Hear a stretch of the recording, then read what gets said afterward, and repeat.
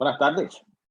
Si me preguntaran a mí, si a mí me preguntara, pero nadie me va a preguntar, yo preferiría seguir escuchando a Steve Green, pero eso soy yo, porque a mí me encanta ese CD. Para mí es una de las mejores cosas que hay sobre la faz de la tierra, pero nadie me va a preguntar. Así que, ¿cómo están todos? ¿Cómo les ha ido? Aquí tenemos, déjame ver, tengo a Rodolfo, a Amy, a Liz Ávila, Firmenia Muñoz, Dulce Felicidad, Jeremías, Rafael Arturo Acevedo Soto, Rodolfo y Shannon. ¿Cómo están ustedes? Buenas tardes. Muy buenas tardes, Humberto. ¿Qué tal? ¿Cómo estás? Muy bien, gracias a Dios. Muy bien, gracias a Dios. No me Mucha puedo lluvia. quejar. ¿Cómo está la lluvia por allá? Aquí ha llovido mucho. De hecho, esta mañana Oded y yo íbamos para una tierrita que tenemos.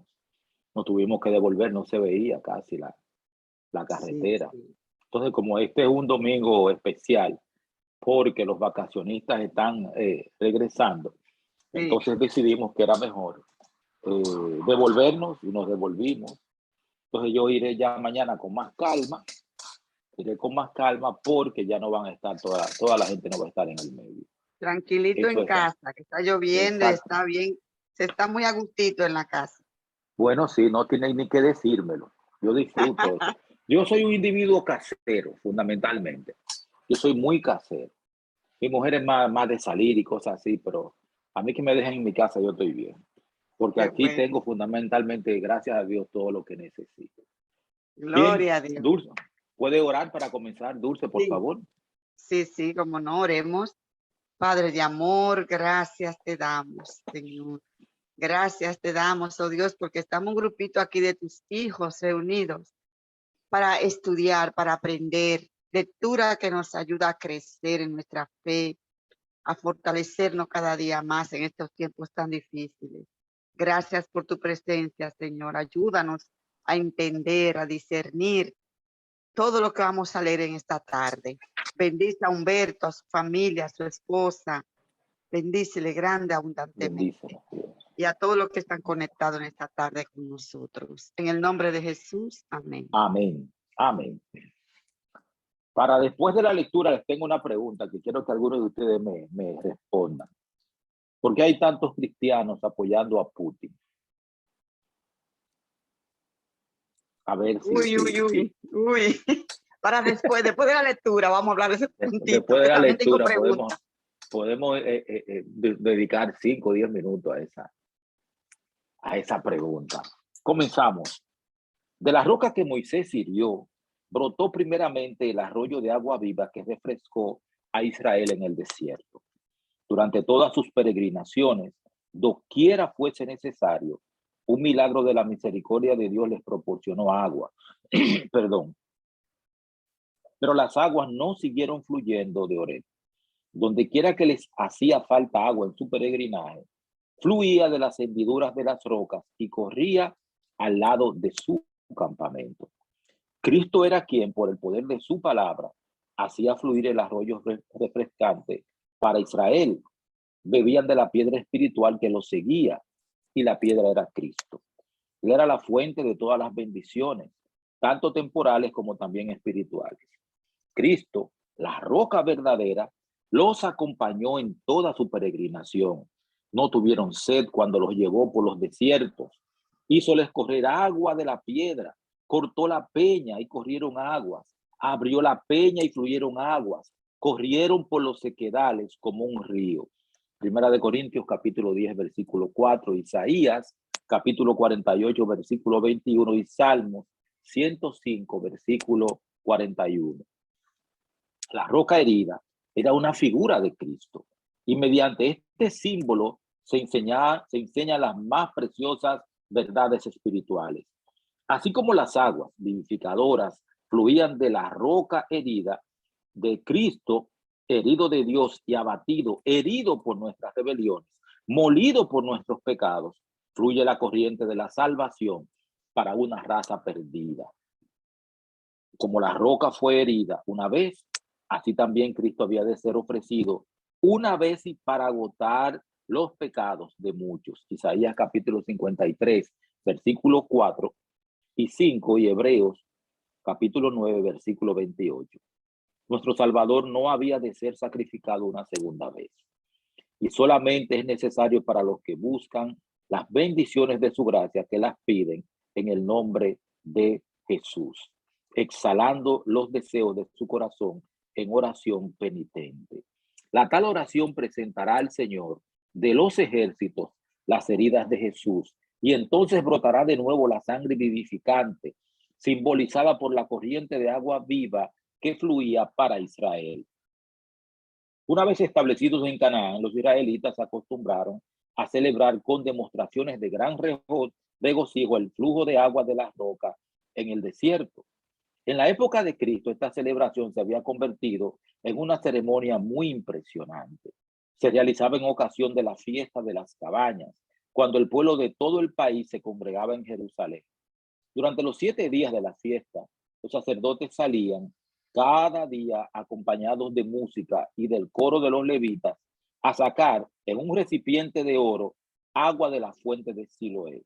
Iban seguidos por grandes multitudes de adoradores, de los cuales tantos como podían acercarse al agua bebían de ella, mientras se elevaban los acordes llenos de júbilo.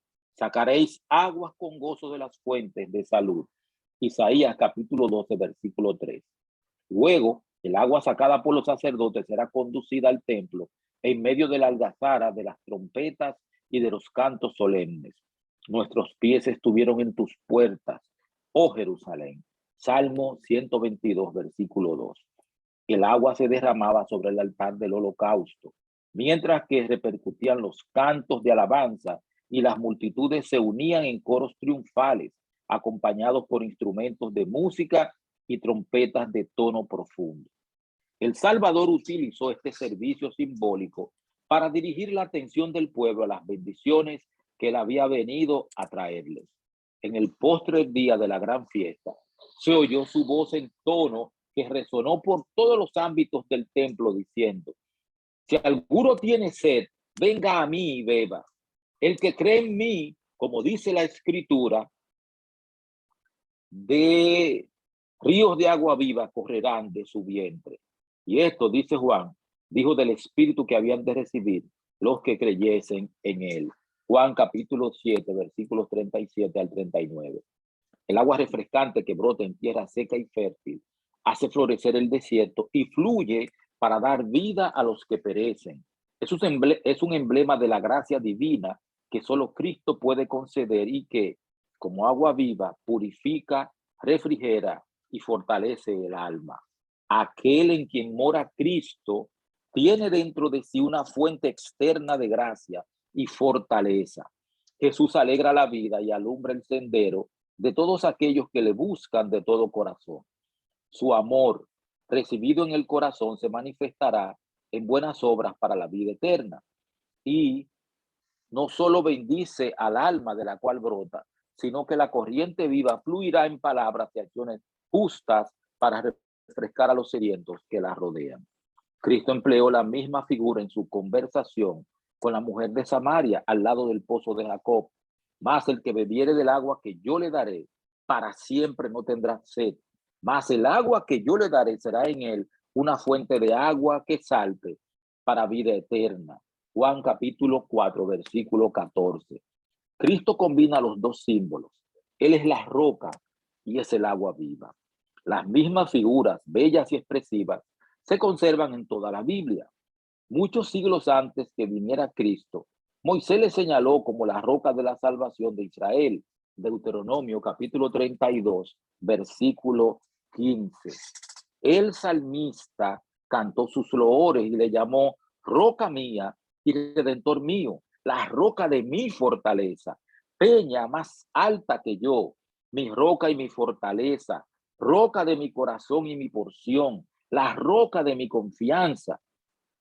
En los cánticos de David, su gracia es presentada como aguas de reposo en delicados pastos, hacia los cuales el pastor divino guía a su rebaño. Y también dice: tú los abrevarás del torrente de tus delicias, porque contigo está el manantial de la vida. Y el sabio declara: arroyo revertiente es la fuente de la sabiduría. Para Jeremías, Cristo es la fuente de agua viva. Para Zacarías, un manantial abierto para el pecado y la inmundicia. Los textos que sustentan esto están en Salmo 19:14, Salmo 62:7, Salmo 61:2, Salmo 71:3, Salmo 73:26, Salmo 94:22, Salmo 23:2, Salmo 36, versículo 8 y 9, Proverbio 18, versículo 4, Jeremías capítulo 2, versículo 13, y Zacarías capítulo 13, versículo 1. Isaías lo describe como la roca de la eternidad, como sombra de gran peñasco en tierra calurosa. Y al anotar la preciosa promesa, evoca el recuerdo del arroyo vivo que fluía para Israel. Los afligidos y menesterosos buscan las aguas, que no hay. Secóse de sed su lengua. Yo, Jehová, los oiré. Yo, el Dios de Israel, no los desampararé, porque yo derramaré agua sobre el secadal y ríos sobre la tierra árida, porque aguas serán cavadas en el desierto y torrentes en la soledad.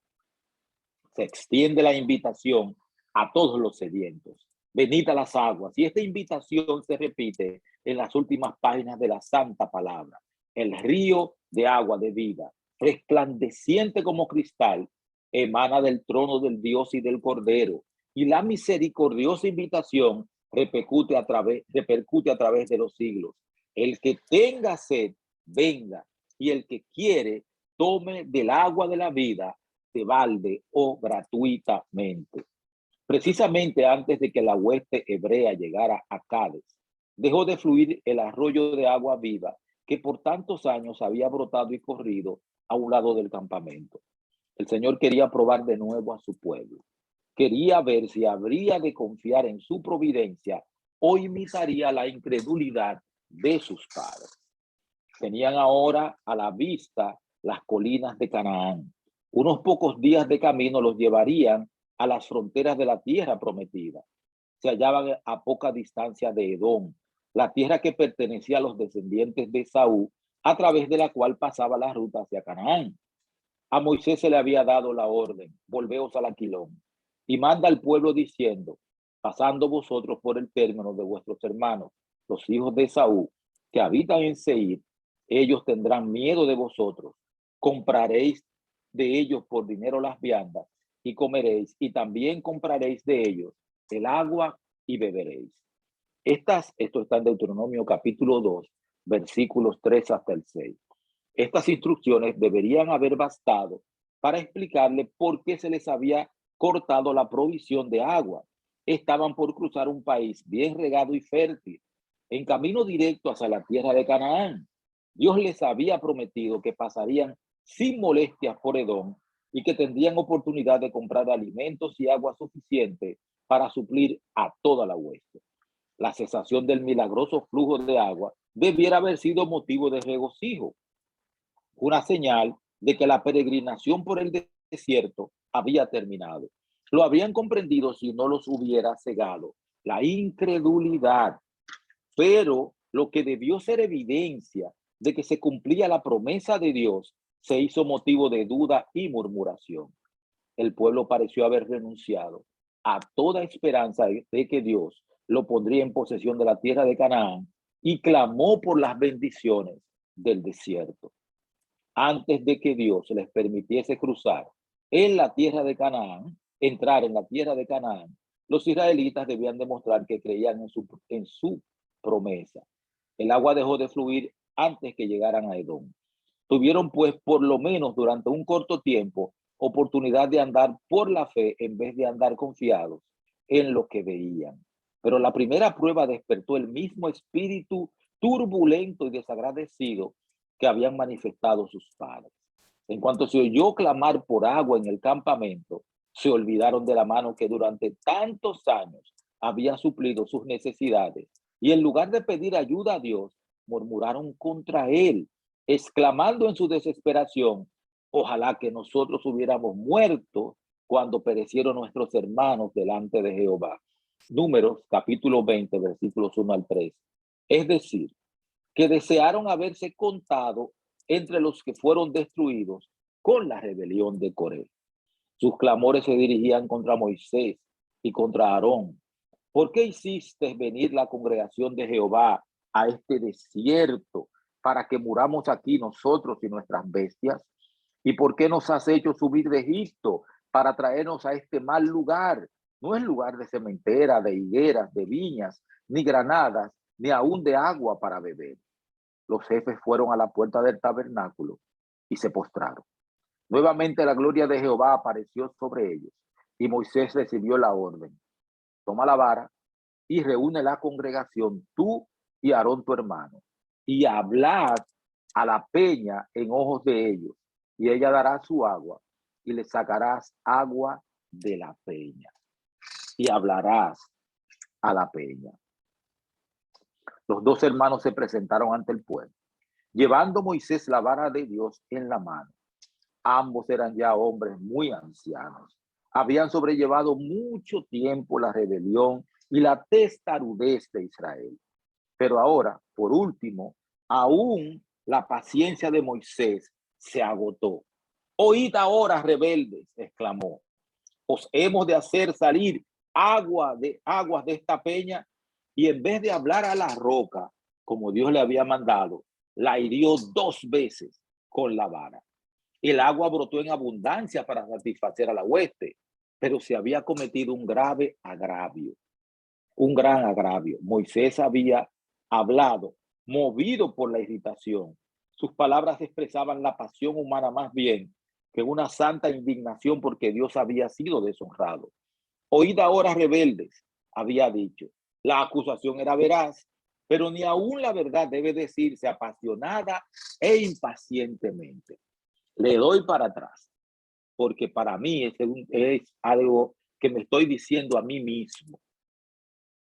Moisés había hablado movido por la irritación. Sus palabras expresaban la pasión humana, más bien que una santa indignación, porque Dios había sido deshonrado. Oíd ahora, rebeldes, había dicho.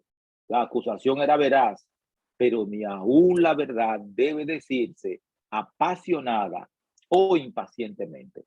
Cuando Dios le había mandado a Moisés que acusara a los israelitas de rebelión, las palabras habían sido dolorosas para él y difíciles de soportar para ellos.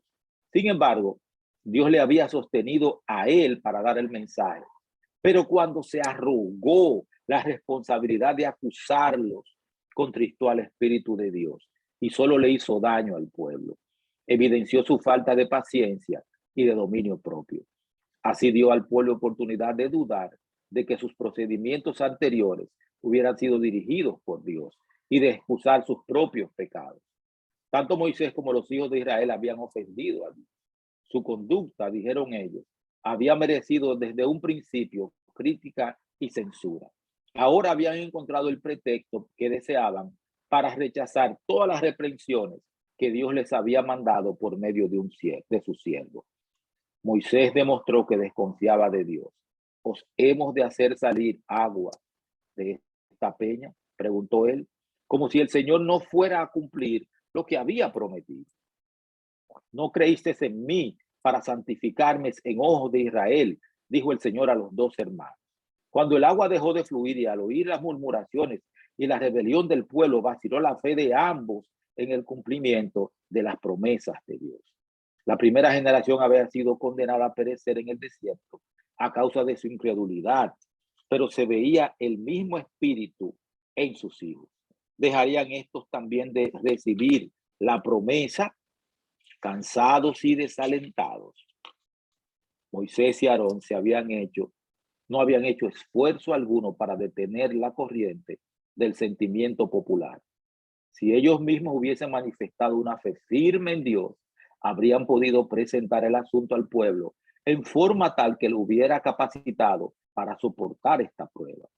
Por el ejercicio rápido y decisivo de la autoridad que se les había otorgado como magistrados, habrían sofocado la murmuración.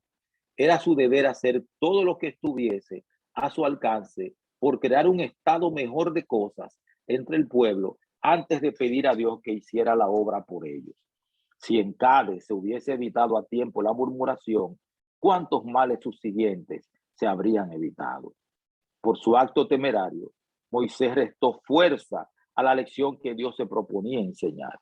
Siendo la roca un símbolo de Cristo, había sido herida una vez, como Cristo había de ser ofrecido una vez.